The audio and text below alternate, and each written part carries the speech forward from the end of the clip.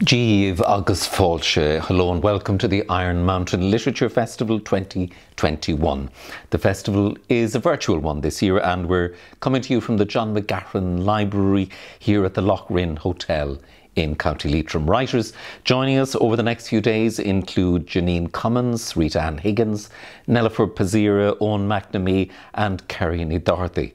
We'll hear them reading from their work and discussing a myriad of subjects, including nature as solace and hope in places and times of conflict, the challenges facing refugees as they flee war and poverty to cross borders and make a home in new countries, and how poetry can map changing society and occasionally challenge the status quo.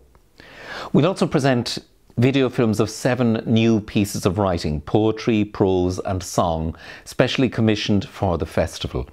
To the Mountain features new work by Blunnie, Alice Lyons, Seamus O'Rourke, Stephen Murphy, Róisín Kelly, Michael Harding and Patrick McCabe. And the videos were filmed by Edwina Guckian, many in these diverse and beautiful landscapes. We'll hope to be back to live festival mode next October and hope to see many of you here in Leitrim. But in the meantime, I hope you enjoy what we've programmed and put together for this year. Now, one constant feature of the Iron Mountain Literature Festival is that we honour and remember the late John McGahern, whose collected letters were published earlier this year, the book edited by Frank Shovlin, well worth an investment and slow read. Actor Stephen Rea knew John well, and in a while we'll hear Stephen reading from McGahern's work and sharing some of his memories. Before that though, we'll hear from 2 people important to our festival. The winner of this year's John McGahern Award for Literature, which was judged by Louise Kennedy and me, and the Cathaoirleach of Leitrim County Council, Paddy O'Rourke. Leitrim County Council, I have to say, really outstanding in its support for artists, writers and the arts in general and for this festival. The John McGahern Award for Literature has a prize of €2,500. The standard of entry was very high this year, but after an amount of reading, rereading and discussing, Louise Kennedy and I chose Sonia Gildea from Dublin to be the recipient of this year's award. Sonia's work is striking, strong and original, and I'm pleased to say we'll hear her reading from her impressive body of work in a short while. First, however, I'm very pleased to introduce the Cathaoirleach of Leitrim County Council, Paddy O'Rourke. Good evening, everybody. Ladies and gentlemen, I'm delighted to be here in Loughreen Castle today to present this important award as part of the 2021 Iron Mountain Festival. While we very much regret not being able to welcome an audience to Leitrim for this year's events, these readings and discussions may well reach a wider audience, having been made as recordings to be viewed over the internet from anywhere and available long after their initial presentation. For those not familiar with Loughreen, this beautiful building and grounds, once the seat of the notorious Lord Leitrim, is now a place of retreat and celebration. Many of the writers in this year's festival reflect on tyranny and conflict in the world today or in the recent past. It is fair to say that were it not for our overwhelming yet reasonable preoccupation with the ongoing COVID-19 pandemic, such conflicts would garner much more attention. These writers do an important job. They use their creative voice to bring awareness to the plight of those impacted by these conflicts in a way that news stories cannot. They describe personal stories and explore the subtle nuances and contradictions that don't fit well into neat headlines. For the most part, they remain hopeful and look forward to a brighter future. John McGahern was no different. He had an extraordinary ability to illustrate the most thoughtful and unflinching reflections of his world that were deeply rooted in place and history. His works have become an invaluable legacy that will endure forever. For these reasons and more, I am glad that through the John McGahern Award for Literature, we are recognising the importance of supporting artists.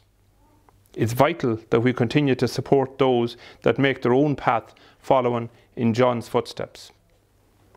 And with that, I'd like to recognise the support of the Arts Council and my fellow members of Leitrim County Council for their support for this award and festival, and for their support for the arts in general. And so, without further ado, I am delighted to present this year's John McGahern Award to Sonia Gildea. I would like to thank the Cathaoirleach very much for presenting this beautiful award. I'm genuinely honoured. It means a great deal to me. I'd also like to thank the John McGahern Award judging panel, the Iron Mountain Literature Festival and its director Vincent Woods, the Leitrim County Council Arts Office and its arts officer Philip Delamere, and lastly, of course, the John McGahern estate. I'm going to read two excerpts from a first book of stories, The Switching Yard. This is a constellation of stories, some of which are interconnected and some of which are sister stories. So the first is an excerpt from a story called We Think We're Golden. Part 4. I seek him whom my soul loves.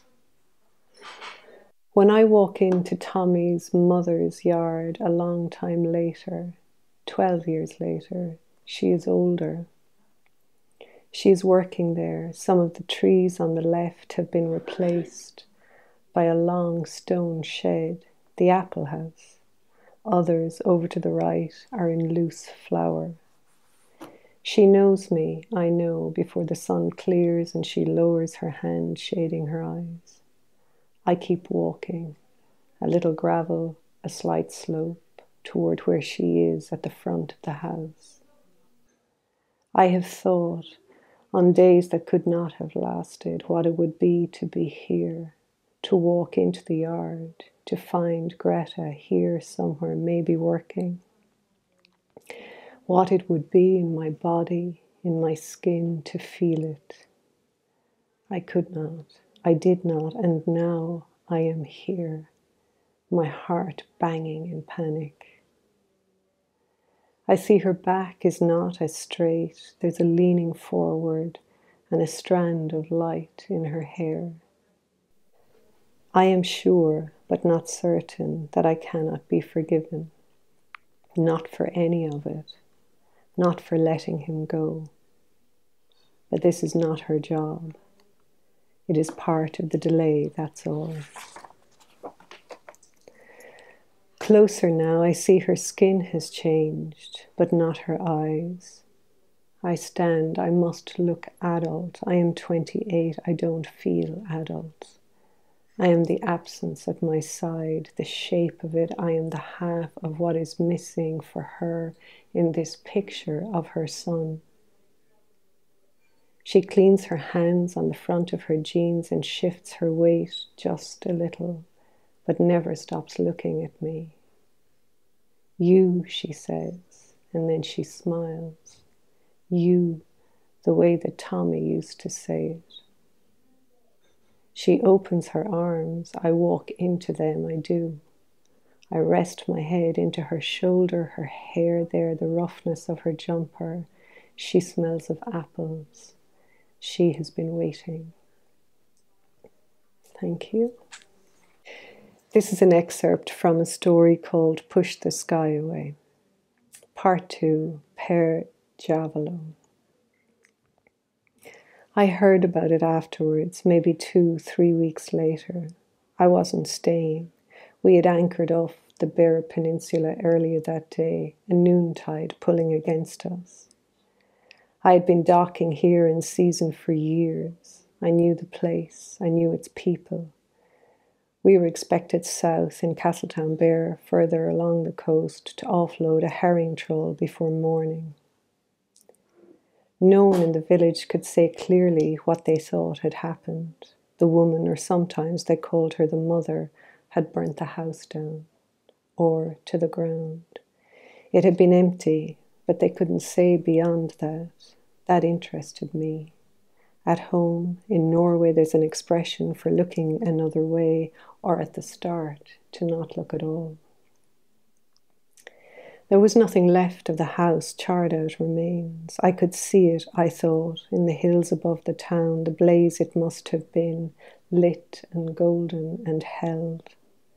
And silent, I thought, from out here on the bay, a crackle, maybe, if sparks flew, wood collapsing quietly into itself. She hadn't stayed to watch it burn, two people said, each differently. The woman owned the house outright, the whole lot, hers then, I thought, to burn.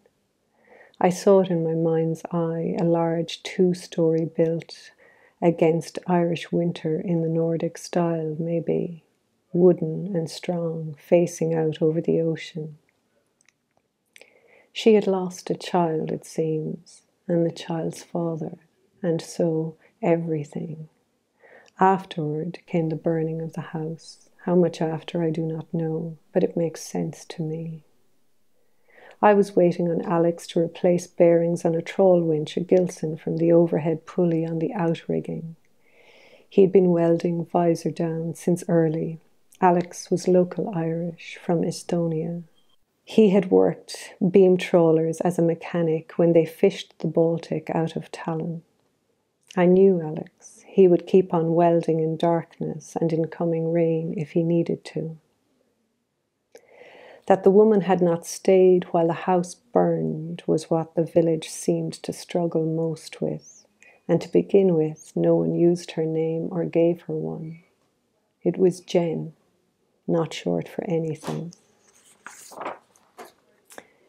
In my remembering, though it's not mine to remember, this woman becomes, in part, my Aunt Lotta.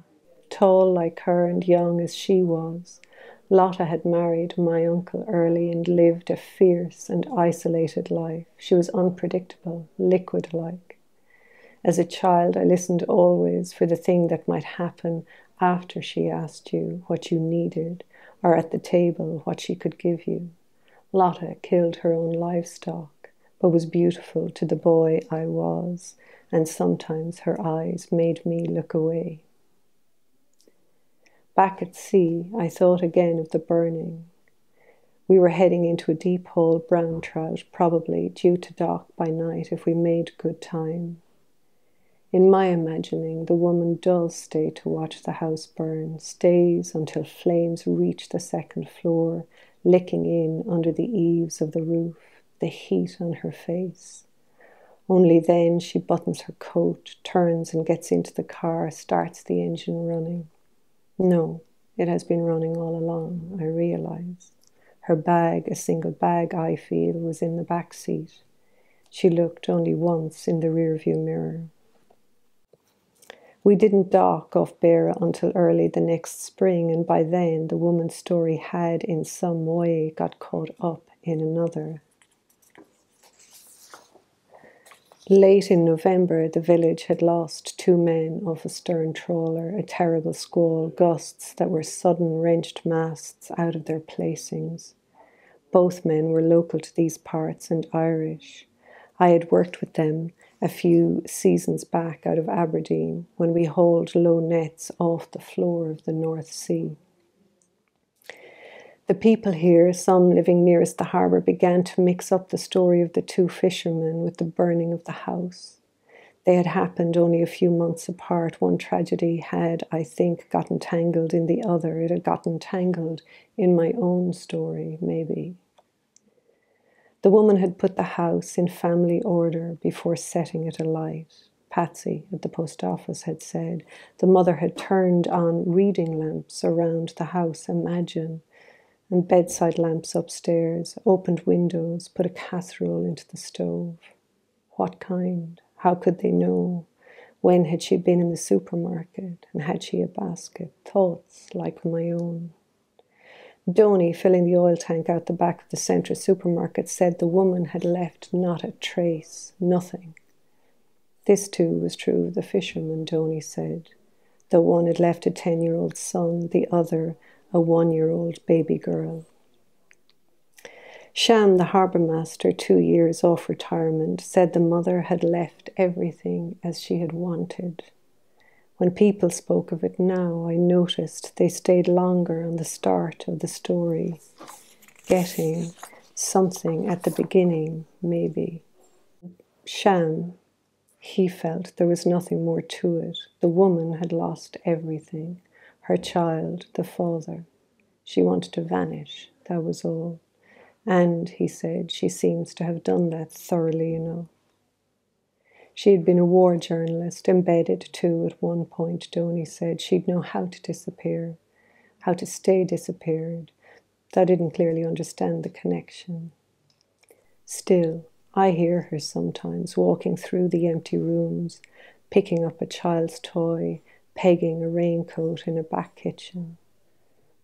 I see summer light in upstairs rooms if she stands, watching, her eyes closed. Sometimes when I'm tired, I hear her. She sits on the edge of a bed that is freshly made and she listens. She had laid a table for dinner for her daughter, aged 8, and the father, the newspaper said, but misspelt his name. It's an odd thing. There are not so many ways to spell it. He played music, but I don't know much of this kind of music. She had put fresh flowers on the table, lavender, dark and scented, their favourite, though I'm making this part up, or perhaps mixing it up. But everything is as it would be normally, and I understand that. Myself, I haven't been home for 2 years. This winter, I'll skipper a bean trawler out on the Bering Straits. For the cold, I miss it in my skin, my memory, something to brace myself against. Why had no one seen the blaze? I'd asked Shan. Though isolated, the house was high above the small town and harbour. It was against the late sun, he had said. It had burned right up into it, a blaze in itself, really. She had chosen the time of day, he said, a fisherman's daughter. Her people are from these parts, down beyond Lamb's Head. Did I say she had a dog, a large collie, black and white is what I think. Lemon Drops, the child had named him. He had waited in the back seat, the window down a little. I was on a light rail out of Bergen, the sky just so, when it came to me the way the townspeople had spoken of the woman, with a kind of understanding. Maybe, I thought, trying to give me part of her story so I might take it home with my own. There are 1,000 ways to lose a child. The soil in Leitrim is poor, in places no more than an inch deep. Underneath is daub, a blue-grey modelling clay, or channel, a compacted gravel. Neither can absorb the heavy rainfall. Rich crops of rushes and wiry grasses keep the thin clay from being washed away. The fields between the lakes are small, separated by thick hedges of whitethorn, ash, blackthorn, alder, sally, rowan, wild cherry, green oak, sycamore, and the lanes that link them under the Iron Mountains are narrow, often with high banks. The hedges are the glory of these small fields, especially when the hawthorn foams into streams of blossom each May and June. The sally is the first tree to green and the first to wither, and the rowan berries are an astonishing orange in the light from the lakes every September. These hedges are full of mice and insects and small birds, and sparrowhawks can be seen hunting all through the day. In their branches, the wild woodbine and dog rose give off a deep fragrance in summer evenings, and on their banks grow the foxglove, the wild strawberry, primrose and fern and vetch among the crawling briars. The beaten path the otter takes between the lakes can be traced along these banks and hedges, and in quiet places on the edge of the lakes are the little lawns speckled with fish bones and blue crayfish shells, where the otter feeds and trains her young. Here and there, surprising islands of rich green limestone are to be found. Among the rushes and wiry grasses also grow the wild orchid and the windflower. The very poorness of the soil saved these fields when old hedges and great trees were being levelled throughout Europe for factory farming. And amazingly, amid unrelenting change, these fields have hardly changed at all since I ran and played and worked in them as a boy. A maze of lanes link the houses that are scattered sparsely about these fields, and the lanes wander into one another like streams until they reach some main road. These narrow lanes are still in use. In places, the hedges that grow on the high banks along the lanes are so wild that the trees join and tangle above them to form a roof. And in the full leaf of summer, it is like walking through a green tunnel pierced by vivid pinpoints of light. I came back to live among these lanes 30 years ago. My wife and I were beginning our life together, and we thought we could make a bare living on these small fields, and I would write. It was a time when we could have settled almost anywhere, and if she had not liked the place and the people, we would have moved elsewhere. I too liked the place, but I was from these fields and my preference was less important. A different view of these lanes and fields is stated by my father. "My eldest son has bought a snipe run in behind the ivy leaf ballroom," he wrote. In some ways his description is accurate. The farm is small, a low hill between two lakes, and the soil is poor. My father would have seen it as a step down from the world of civil servants, teachers, doctors, nurses, policemen, tillage inspectors to which he belonged. Also, it was too close to where my mother's relatives lived and where I had grown up with my mother. The very name of the Ivy Leaf Ballroom would have earned his disapproval. A local man, Patsy Conboy, built it with money he made in America. He first called it Fennaville. It was the forerunner of the Cloudlands and the Roselands, and later it became more appropriately the Ivy Leaf. All through the 1950s and into the 1960s, he hired famous dance bands. In spite of being denounced from several pulpits, the ballroom prospered, and Patsy Conboy became a local hero, dispensing much employment. People came by bus, by lorry, hackney car, horse trap, on bicycle and on foot to dance the night away. Couples met amid the spangled lights on the dusty dance floor and invited one another out to view the moon and take the beneficial air. There wasn't a haycock safe for a mile around in the month of July. All the money Patsy Conboy made on the dance hall was lost in two less rooted ventures, a motorcycle track that turned into a quagmire as soon as it was used, and an outdoor, unheated swimming pool amid the hundreds of small lakes and uncertain weather. They were not rooted in the permanent need that made the ballroom such a success. Patsy was more than able to hold his ground against the pulpits. When he was losing money digging the unheated swimming pool out of daub and channel, men turned up for work with letters from their priests, stating that they had large families to support and should be employed. Patsy was unmoved. "My advice to you, Buster, is to dump the priest and put a cap on that oil well of yours. They've been capping such oil wells for years in America. Families are smaller and everybody is better off." He was living close by when we bought the Snipe Run. The Ivy Leaf was then a ruin, its curved iron roof rusted, its walls unpainted, and Patsy had gone blind. Nothing about Patsy or his ballroom or the snipe zigzagging above the rushes would have commended themselves to my father. We settled there and were happy. My relationship with these lanes and fields extended back to the very beginning of my life. Stephen Rea, you knew John McGahern and spent time with him. What are your memories of him? Oh, well, he was terribly funny, man, very amusing, and he'd tell wicked stories about people that I'm not going to repeat. But he was tremendous, and I liked the line that he had. It wasn't to me, but I heard him quoted about pornography. He said it's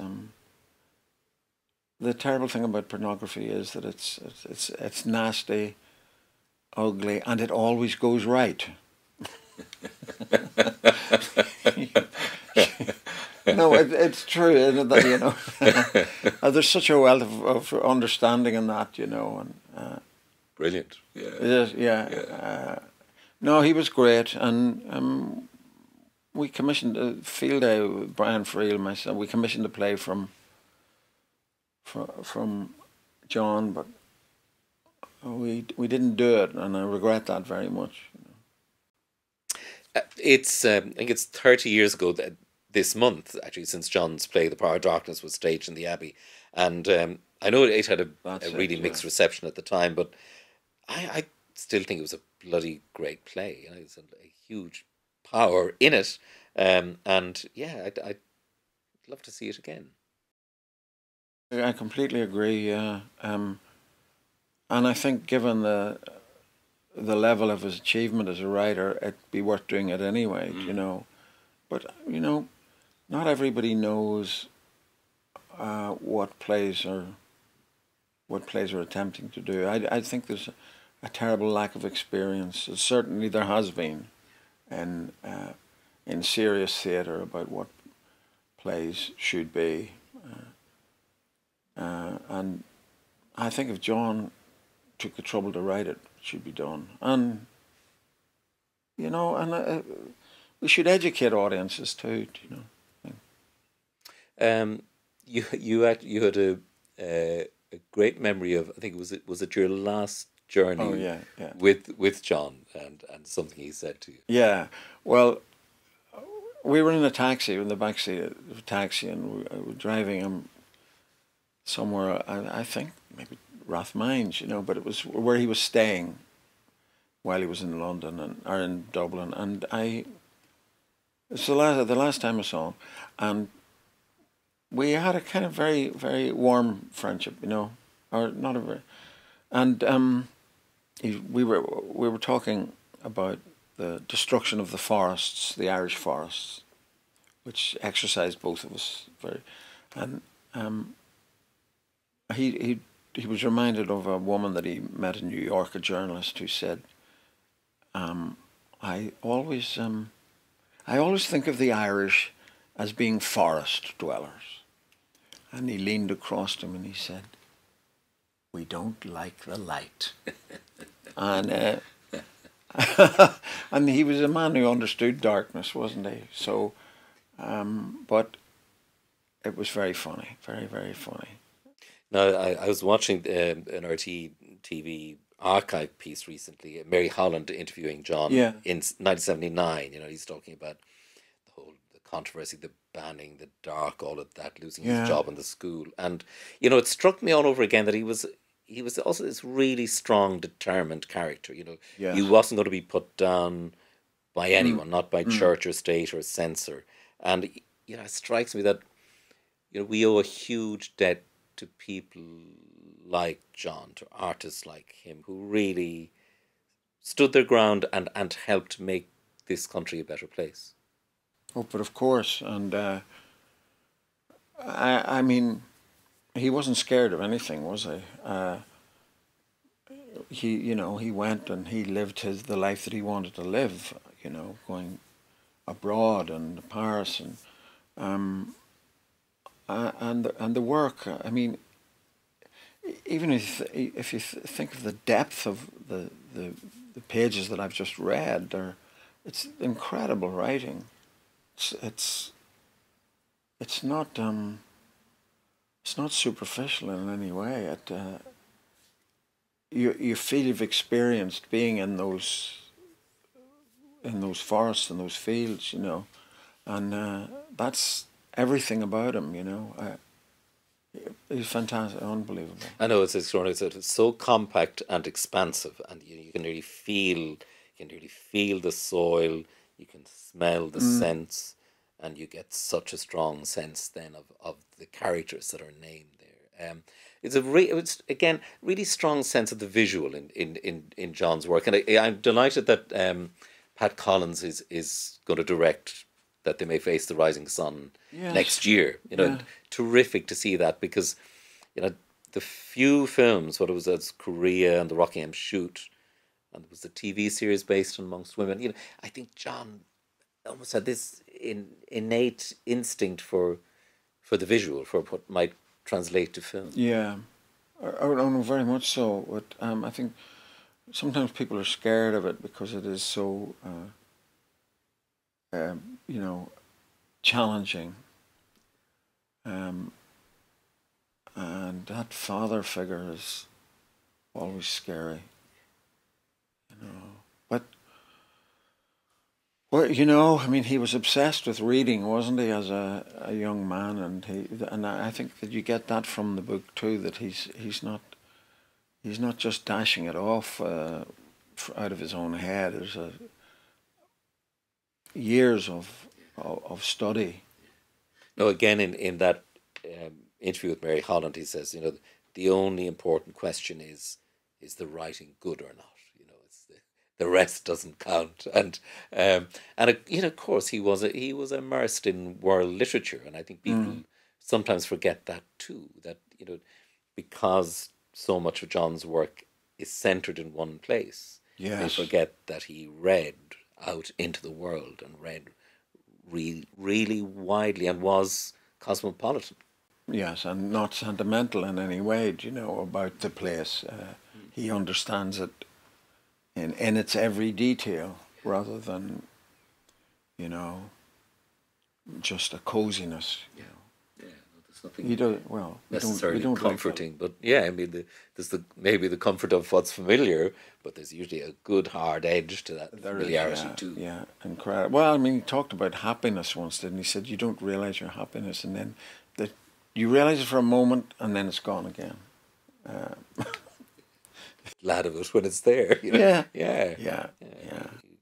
You know, I was delving into the writing again over the last few months, and thinking about how he often looked north. You know, and as was not surprising from his place and perspective in South Leitrim. And there are these astute, affectionate portraits and insights into Enniskillen.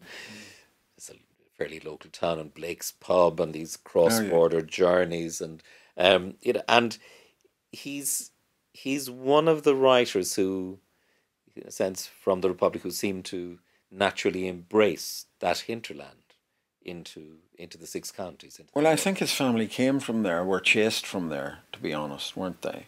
So he probably had more of an what I find that in this jurisdiction, that people have no understanding of what it would be like to live in the north as the minority, and I would like to remind everybody that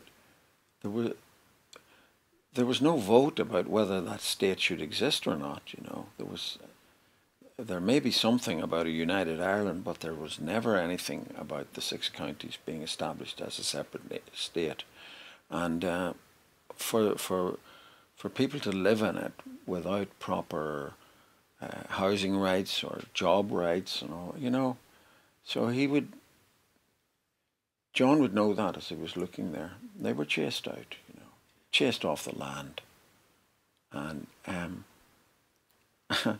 that's a bit of a diversion, but I would like the DUP to think about that. You know. Yeah, and even, you know, being in John's terrain around Mohill last month. You know, so much of that history is present. You don't have to reach far at all to come up against it, and it's because a century is a very short time. You know, 100 years is a very short time. It is, of course, and yeah, it has to change. You know, I mean, this is not really about John now, but it has to change. You can't go on with it like this, and then just as a thought that, you know, people of the name of Donaldson were probably O'Donnells. And if they retained the name O'Donnell, they were pushed into Donegal. And if they took the name Donaldson, they were allowed to be absorbed into the major society. So, you know... Well, John Taylor's family had very, very strong links back into Mohill. Is that and right? That hinterland. So okay. It's all very, very close. You well, know, maybe that's why they're so insistent on being related to only the one place that they say they come from. You know, I'm conscious, Stephen, that this year marks the centenary of partition and the creation of the state of Northern Ireland and all the sensitivities around that.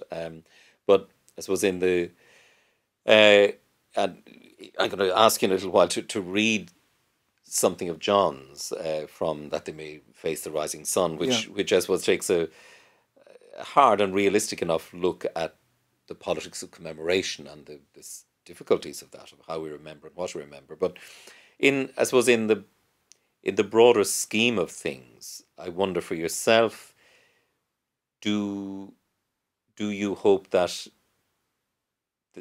there will be a border poll and potentially some form of unity on this island in your lifetime, or should we be looking at potentially other ways of living together?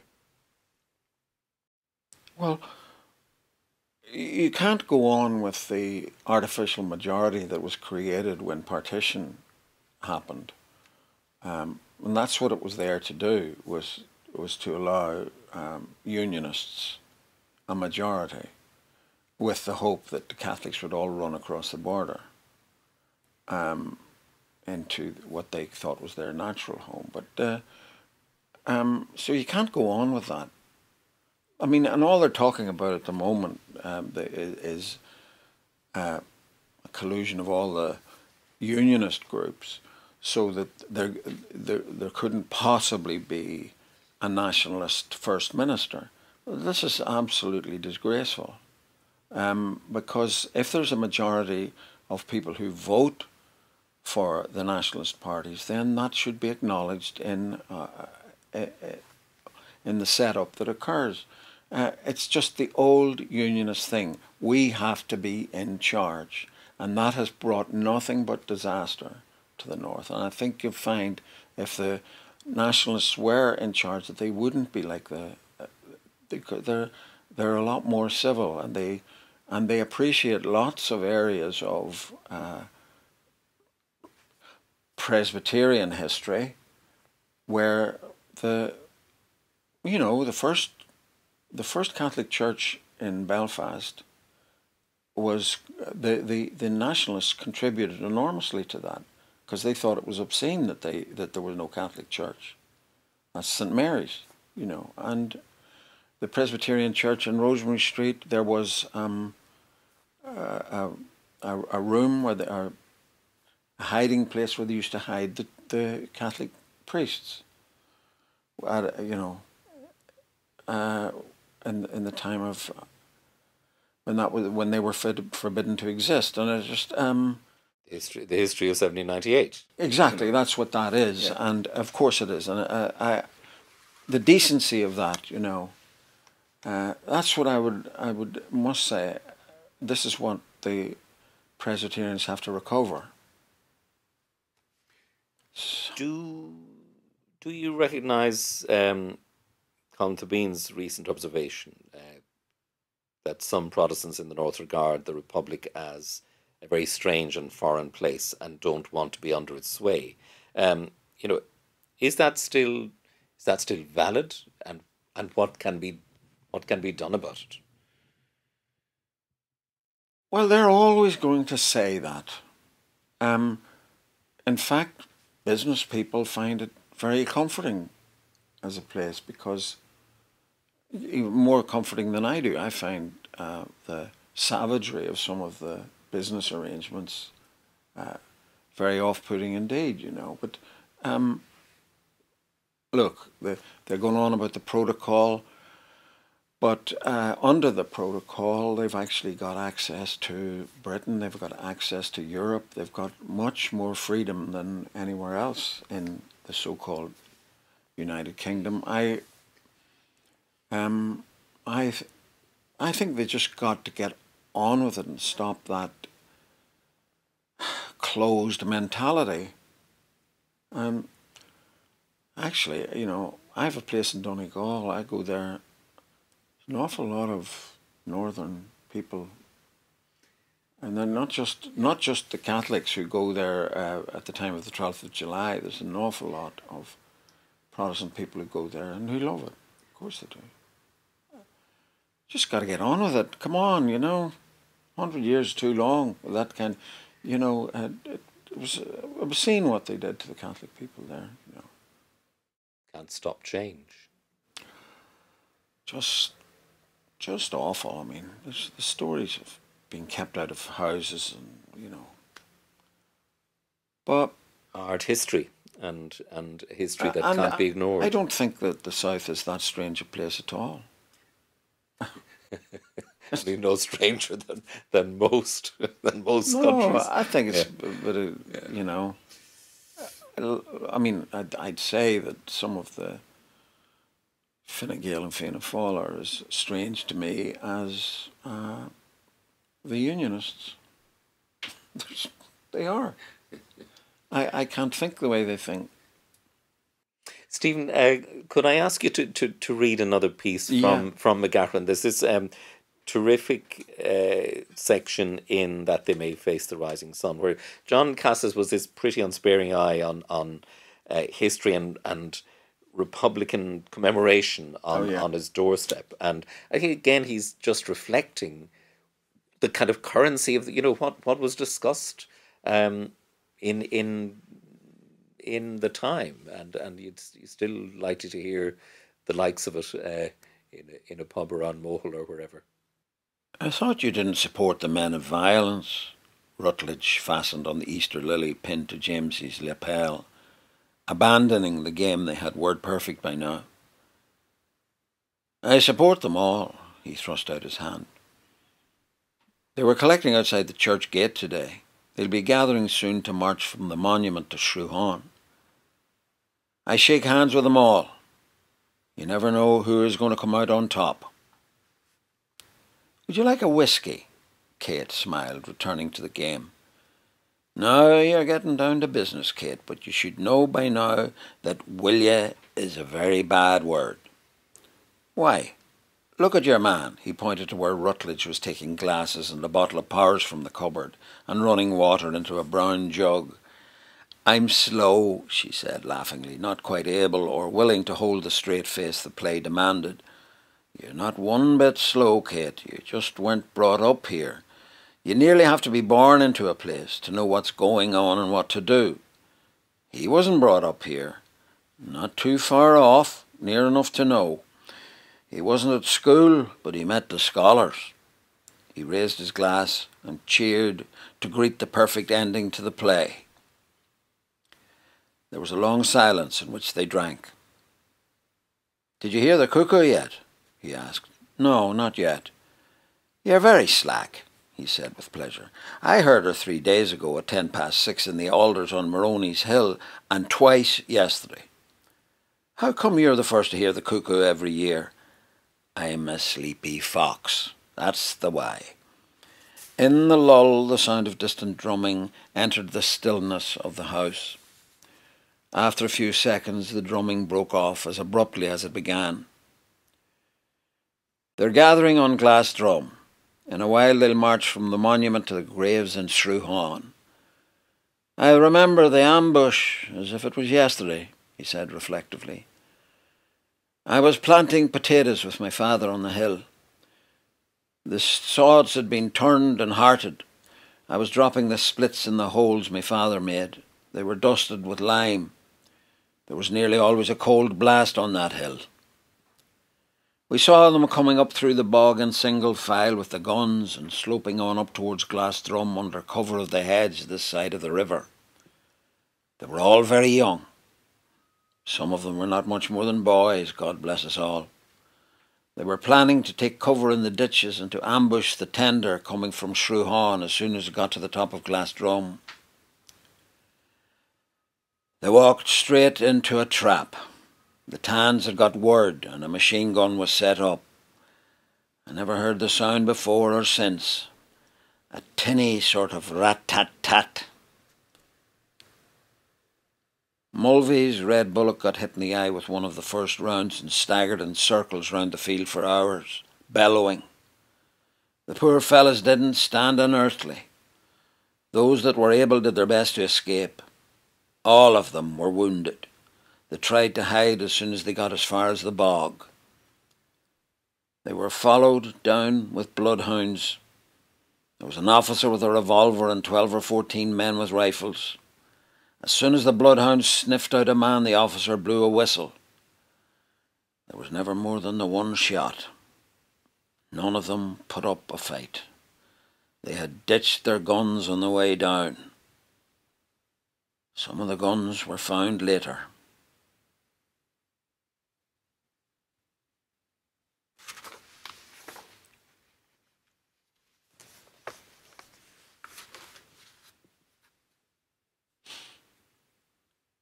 When they came to the lake, Jamesy said, Lord bless us, not a soul in sight on this shore.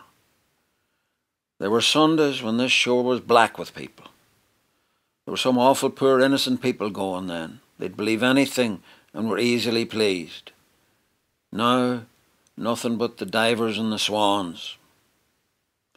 There were primroses and violets on the banks of the lane, and the dark leaf of the wild strawberry, dandelion in flower, and little vetches. It was too early to scent the wild mint, but they could see its rough leaves crawling along the edges of the gravel.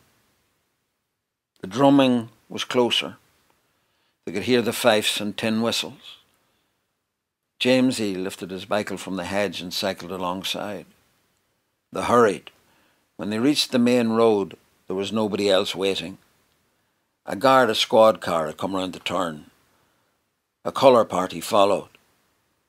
They wore black shoes and pants, white shirts, black ties and gloves, black berets and dark glasses. Out in front, a lone marcher bore the tricolour. In threes, the others marched. They carried placards with slogans and photos of Pearse, McDermott and Sands on green, white and gold backgrounds. The effect was somehow sinister and cheap. A small crowd followed the band. A few were local activists, but most were from the north. In the middle of the crowd, Jimmy Joe McKiernan walked quietly, the head of the provisionals, north and south, with power over all who marched. A second Garda squad car followed at a discreet distance. One thing you can say about Jimmy Joe is that he never pushes himself out in front, Jamesy said with approval. They'll probably be putting up another statue to him one of these years, Rutledge said. In jail, out of jail, pulled in for questioning at all hours, watched night and day by the detectives from the special branch. Since he was a boy, he's been with them, and nothing much was ever happening. It must have been a pure godsend when the North blew up. Tough stuff, Stephen. It's tough, yeah. Yeah, and again, you know, John's brilliant observation. This is the sort of conversation you would hear, and I suppose again it holds or reflects something of the tension that's still there when we seek to commemorate, when we seek to remember and commemorate. You know, whose history is it? How is it told? How is it honoured? Who is honoured? And all of that is obviously so pertinent in these years. Yeah, but I mean, because I experienced the North and people that I knew experienced it before the Troubles and during the Troubles and now after the Troubles, I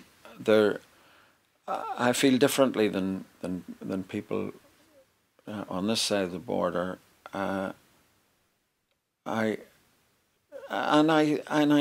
I think is they had a very tame celebration of 1916, and I think, get real. This was the first country to leave the empire, a disgusting empire. Let's be quite clear about it. And they're still showing how disgusting they can be in trying to stay away from the EU and joining with America and Australia to try and take the nuclear thing away from France.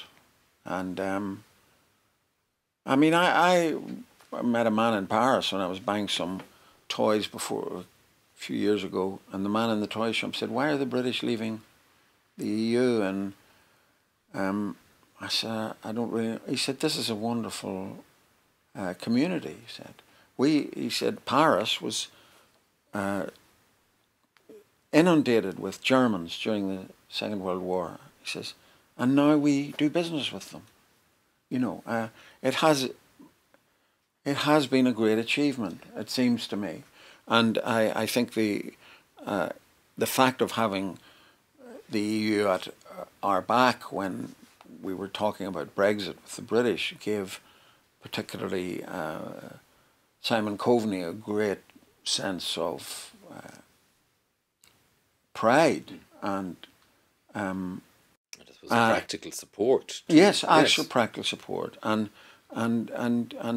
you're reminded that, you know, the Irish were Europeans long before the British were, you know, and contributed to the whole, you know, before the English took over, they contributed an awful lot to the whole notion of European identity. Sorry, I'm such a bore. No, no, it's fascinating. It's fascinating, and it's true. I mean, but I suppose even within that context, you come down to the nitty-gritty at times of how on this island we commemorate, we remember, and move forward with that. And as I say, it is sensitive. It is particular. And you know, I was. But Vincent, if I just may say, don't forget that the 1916 was celebrated more by people in India than it was by people in Ireland, because it had given the people in that part of the world the incentive to look for their own independence, and look at the way the British withdrew from that subcontinent. I mean, disgusting. So no, it was a spark, undoubtedly, and yeah. I mean, look at the way the Americans withdrew from Afghanistan. Look at, you know, it's shocking. The way empires withdraw is usually not a very pretty sight. Talking to Eoin McNamee recently, Stephen, we were talking about the border and some of his memories, and a new piece he's working on, a new novel which draws on his own memories of violence and criminality around the parts of the border and the north and the south and all that. And you know, it strikes me that there's a number of really significant writers, you know, like Eoin, like Anna Burns, Lisa McGee with Derry Girls, David Park, Eugene McCabe, this side of the border. Kearney Dorothy is a new voice, again articulating things that are really important for us to hear and confront and know somehow, and we need to know it to move forward. But and again, it's a bit like John McGahern. I think, you know, we owe a huge debt to the writers, to the artists who are kind of unflinching in what they consider. Yeah, I mean, they're ahead of us all, really, aren't they? And even Friel with translations, for instance, you know, how it allowed people to question that whole area, no, I think it's, and the Derry Girls, with incredible humour, show how independent Derry people by nature are, you know, and how awful it was for them to have been gerrymandered out of existence, you know. And another piece of work that occurred to me recently in terms of thinking about all that. I recently enough watched again on television, watched The Crying Game, which is such a great film. And I think it'll be 30 years old next year. And that holds so much of place and possibility. And it's an astonishing work. And so I would add Neil Jordan's name to that list I mentioned. Oh, I would too. I mean, Neil's. I mean, what he did there was, Neil, I would say, was not was ambivalent about the whole northern thing. But what he got there was the identity issue, and in every level, yes, in terms of race, in terms of gender, and